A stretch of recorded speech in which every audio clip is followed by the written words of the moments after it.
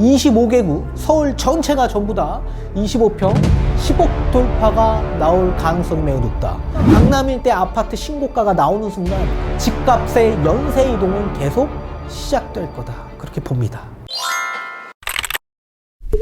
안녕하세요, 반갑습니다. 이경민의 부동산 하이킥의 이경민입니다. 서울 25개구 가운데 24개구가요 25평 기준에서 전부 다 10억을 돌파했다라는 뉴스 기사를 좀 읽어 드릴 거고, 마지막 남은 이 도봉구 아마 10억이 돌파할 가능성이 매우 높아진 겁니다. 거의 약 25평 신고가가 9억 8천만 원이기 때문에 이제 멀지 않은 시기에 25개구 서울 전체가 전부 다 25평 10억 돌파가 나올 가능성이 매우 높다. 자, 그 이유를 뒤에 가서 판서를 통해서 좀 더 자세히 풀어드리는 시간을 가져보도록 하겠고요. 왜 이렇게 신고가가 계속 나올지, 그리고 언제까지 신고가가 이렇게 나올 건지 좀 풀어드리는 시간을 가져보도록 하겠습니다. 토레나 노원에서 신축 아파트죠. 노원 주공아파트 8단지가 신축 아파트가 된 포레나 노원 아파트인데, 이게 25평 10억 5천 신고가가요 약 2건 이상 나왔다. 영등포구, 금천구, 성북구 등에서 이 지역 최고가 거래가 계속적으로 나오고 있고, 이 홍남기 부총리는 부동산 오름세가 꺾였다라는 이 전망 자체가 엄청나게 무색할 정도로 신고가가 계속 갱신되고 있다라는 얘기입니다. 평형 불문 지역 최고가 거래 통계도 재상승하고 있다라는 뉴스 기사를 읽어보도록 하겠습니다. 자, 노원구에서도 전용 59제곱평방미터 25평 기준이죠. 이게 10억 원 초과 거래가 발생하면서 서울시에서는 도봉구를 제외한 전 지역에서 25평 가격이 10억 원을 넘어서는 거래 사례를 보유하게 된 겁니다. 이 도봉구는 지난 8월 22일 주공 19단지 아파트가 9억 7,700만 원에 거래가 되었기 때문에 이제 앞으로 멀지 않은 시기에 10억이 돌파할 가능성이 매우 높아졌다라는 얘기죠. 자, 지난달에 서초구 아크로리버파크 84제곱평방미터 34평 기준에서 42억 원에 거래가 되어서 전국에서 처음으로 40억 원을 넘어서는 거래가 발생한 이후에 지역별로 최고가를 경신하는 거래가 계속적으로 잇따르고 있습니다. 이렇게 전국 집값의 바로미터가 되는 강남에서 가격 천장이 뚫리자 연쇄적으로 지역 최고가를 새로 쓰는 분위기가 계속 나오고 있는 겁니다. 자, 서울 자치구별 최고가 아파트 계약된 갱신 금액에 대한 현황을 좀 보도록 하겠습니다. 아크로 리버파크가 40억 원을 돌파해서 42억 원을 찍었고요. 그 다음이 마포에 있는 레미안 마포 리버웰이라는 아파트가 있는데 20억 원을 드디어 돌파해서 22억 4천만 원에 계약이 신고가가 나왔습니다. 그리고 고덕그라시움도 18억 9천으로 거의 20억 원을 눈앞에 두고 있는 상황이고요. 여기에 서대문구 부가현 일대도 마포와 함께 이편의 세상 신촌도 거의 18억 4천까지 찍었고요. 이 강북지역 일대에서는 레미안 크레시티 이 청량리에서 15억 원을 돌파해서 17억 원대까지 가격이 올라갔고, 여기서 또 중요한 건 강북지역 일대 이 성북구에서 레미안 기름 센터피스 아파트가 15억 원을 돌파한 16억 5천만 원에 이 신고가가 나왔습니다. 이 신고가가 단 한 건의 거래가 아니라 거래 건수가 엄청나게 많이 형성이 되었습니다. 따라서 15억 원, 16억 원대 거래 건수가 많이 형성이 되어 있다 보니까 이 16억 원대가 그냥 신고가가 아니라 시세로 가격이 완전히 성립이 되어 버렸다라는 얘기입니다. 자, 시장에서는 최근 수년간 수도권 지역의 아파트 가격이 급등한 것이 다시 서울 고가단지의 가격 상승 요인이 되고 있다라는 분석이 나오고 있는 겁니다. 그러니까 서울이 저평가되어 있다라고 본 거죠. 아울러 높아진 서울 지역 최고가가 다시 주변 단지들의 가격을 끌어올리는 요인으로 작용할 수 있다라는 우려 섞인 전망도 함께 나온다라고 합니다. 자, 전국 아파트 가격 상승률이 0.3%에서 조금씩 내려오다가 10월 첫째 주를 기준으로 해서 다시 또 가격 상승이 나오고 있는 상황입니다. 이 매매 가격이 잠시 상승률이 두드러진다라고 하더라도 가격 하락이 있는 게 아니라 잠시 숨고르기 현상들이 나오고 있다라는 걸 꼭 알아두시면 좋을 것 같고, 여기에 따라 홍남기 부총리 이 기획재정부 국정감사에서 나온 얘기가 최근 부동산의 가파른 오름세가 일단은 주춤하면서 꺾였다라고 판단한다라고 말했다라고 합니다. 이 꺾였습니까 이게? 신고가가 계속 나오는데 꺾였습니까? 이제 앞으로 시작입니다. 앞으로 시작이에요. 자, 이와 달리 이번 주 한국 부동산원 전국 주간 아파트 매매 및 전세가는 각각 올랐다라는 얘기입니다. 올랐다. 자, 그럼 왜 이렇게 가격의 상승이 계속 나오면서 이렇게 신고가가 계속 나오고 있는지 판소를 통해서 좀 더 자세히 알려드리도록 하겠습니다.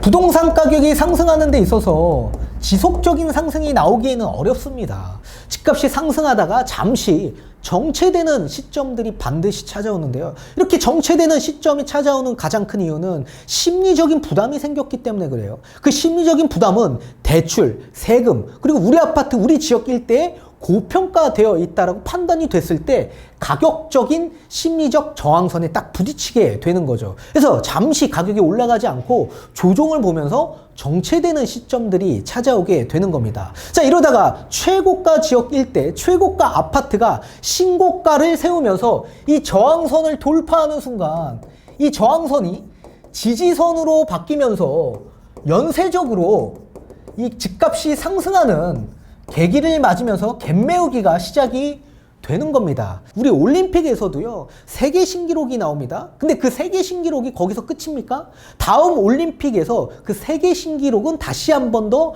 갱신이 되면서 이 세계 신기록은 계속 깨지게 되어 있습니다. 그렇게 하다 보면 또 뒤에 있는 선수들도 그 기록들도 연쇄적으로 갱신하게 되면서 그 기록들의 수준이 높아지게 되는 상황이 나오게 되죠.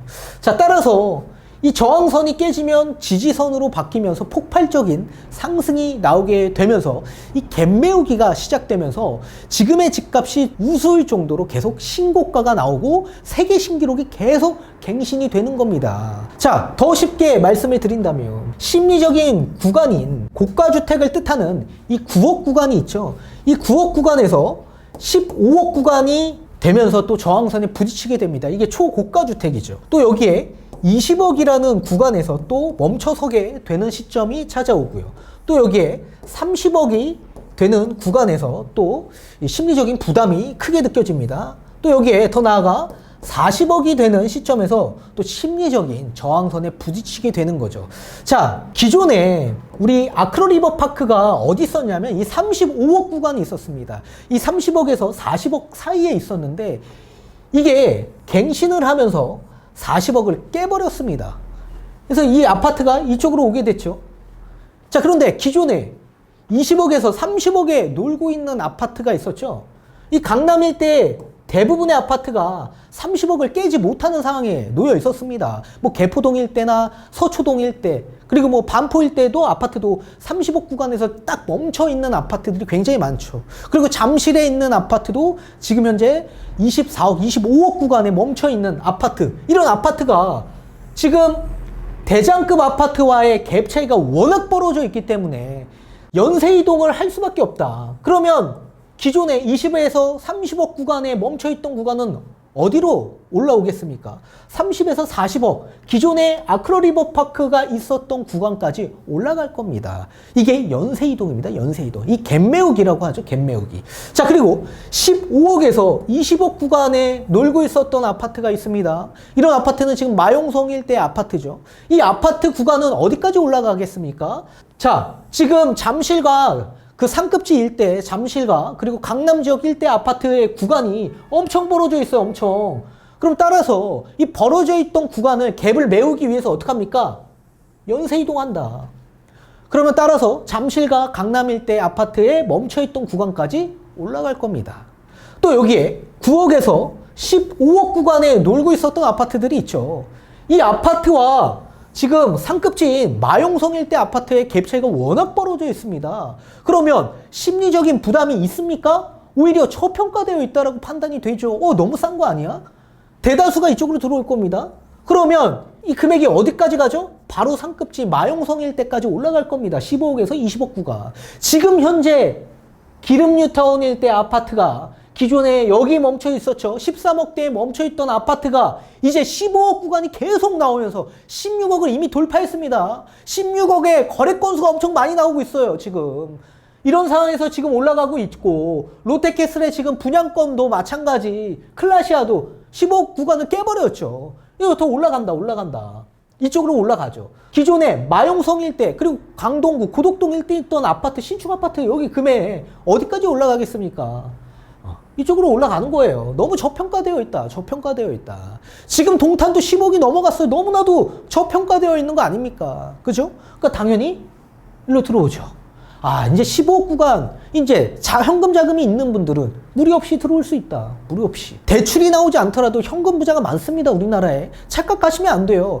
내 입장과 비교했을 때, 우리는 대출을 받고 집에 들어올 텐데, 대출이 없이 집을 살 수 있나? 살 수 있습니다. 그런 현금 여력이 많으신 분들도 굉장히 많이 계세요. 그리고 다주택에서 뭐 이런 여러 가지 비과세 요건을 받고 똘똘한 1주택으로 갈아타고자 하시는 분들도 굉장히 많이 계시고요.